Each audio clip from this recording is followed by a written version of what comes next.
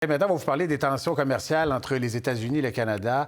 Semble convaincre de plus en plus de voyageurs canadiens à réévaluer leur plan de vacances. Ça se reflète notamment dans la baisse du nombre de réservations de vols vers des destinations américaines au cours des 6 prochains mois. On va en parler avec Emerhan Ebrahimi, qui est directeur de l'Observatoire international de l'aéronautique et de l'aviation civile et professeur à l'École des sciences de la gestion de l'UQAM. Bonsoir, Emerhan. Merci d'être avec nous. Bonsoir. Désolé, le titre est long.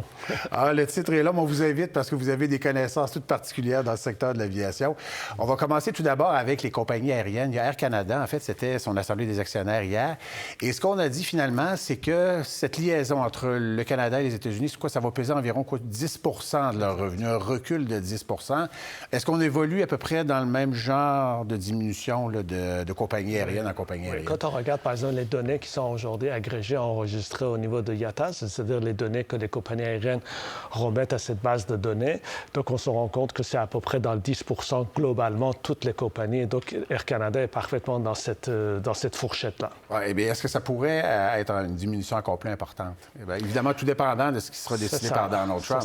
C'est lui qui stimule ça également. Exactement. Là. Plus il provoque, plus les gens... Et moi, j'en fais partie. J'avais prévu de partir, par exemple, pour la semaine de relâche en Floride avec mes garçons. J'ai changé. Donc, plus il provoque, plus les gens sont plus déterminés, motivés à réagir. Donc, ça dépendra de ça.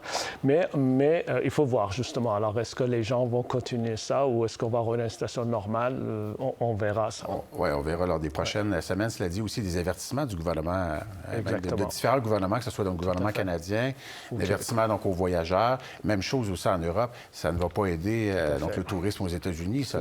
Tout à fait. Cependant, il faut voir une chose, c'est que là, quand on parle de 10 ce n'est pas 10 des vols qui disparaissent. Hein? C'est-à-dire que là, on voit qu'il y a un déplacement vers d'autres créneaux pour d'autres trajets. Par exemple, on voit... Les gens vont aller en vacances, par exemple. Donc, ils vont aller, par exemple, en Europe, en Amérique du Sud. Exactement, tout à fait. Et là, on voit que quand même, c'est alors dépendamment de la possibilité des avions et tout ça, parce que tous les avions ne peuvent pas faire tous les trajets, mais on voit généralement que les autres destinations donc, prennent de l'ampleur. Par contre, les entreprises aériennes qui vont plus aux États-Unis vers les destinations touristiques souffrent davantage que des compagnies qui sont, par exemple, comme Air Canada conventionnelles, où les gens d'affaires et tout ça l'utilisent. Parce que vous pouvez facilement changer vos projets de vacances. Mais si vous avez un client d'affaires dans une ville américaine, ça, c'est moins. Alors, donc, on voit des trajets vers des destinations touristiques sont plus affectés que des destinations d'affaires. Est-ce qu'on pourrait penser, par exemple, que les compagnies à rabais, celles qui font exclusivement là, du Canada, États-Unis, Floride... Ou l'inverse également. Tout à fait. Alors, ce sont les compagnies, c'est ce type de compagnie-là qui va souffrir davantage qu'Air Canada. Exactement, tout à fait.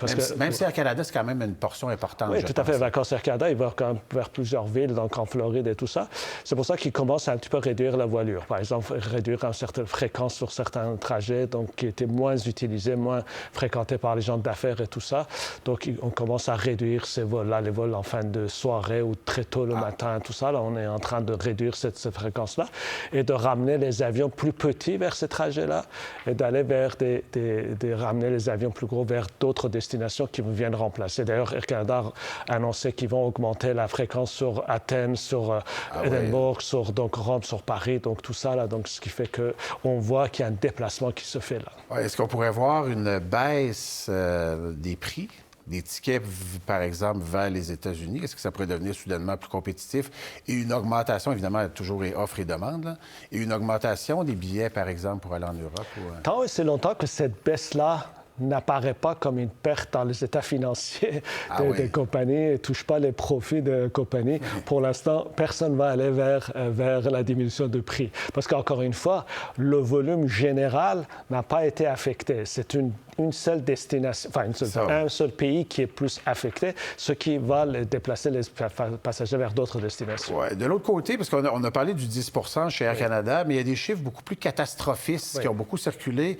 Notamment, il y a une firme britannique qui s'appelle OAG qui affirme que les réservations sont en baisse de 70 par rapport à l'an dernier. Est-ce que ça vous apparaît plausible, ça, une baisse de 70 70 ça paraît impossible. Parce que, par exemple, si on regarde dans le cas canadien, si on fait le calcul, étant donné qu'Air Canada seul, c'est à peu près 50% des voyages vers les États-Unis, et eux, ils disent que c'est 10%. Je me demande comment les autres peuvent aller aussi loin pour arriver au chiffre de 70%.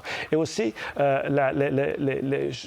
ce monsieur Grant, qui est de cette institution-là, qui a une certaine légitimité dans les bases de données, garde ses sources très secrètes. Il dit ses secrets. Alors, on ne comprend pas pourquoi il ne dévoile pas ses secrets, malgré le fait que les journalistes l'ont demandé à New York Times, l'ont demandé, ici on a demandé, mais il garde ça, et puis on ne sait pas quelles sont ses sources pour quand même donner une fiche. Mais ce qui est important, si c'était 70%, je peux vous dire que ce serait la panique dans le milieu, alors que ce n'est absolument pas le cas. On ne le sent pas, effectivement. Quoique le titre d'Air Canada a quand même baissé pas mal depuis le début de l'année, mais il n'y a pas de panique. Qu'est-ce qu'il faudrait qu'il arrive pour que les transporteurs se retrouvent en grande difficulté? Est-ce qu'il faudrait que la guerre commerciale amène une récession mondiale? Là, on verrait donc une baisse profonde des déplacements en avion. Là. Généralement, le transport aérien, c'est extrêmement sensible à la variation économique. Et quand on voit des récessions, quand on voit des problèmes, alors ça dépend de l'envergure, parce que parfois, il arrive qu'en Amérique du Nord, en Europe continentale, on a des problèmes.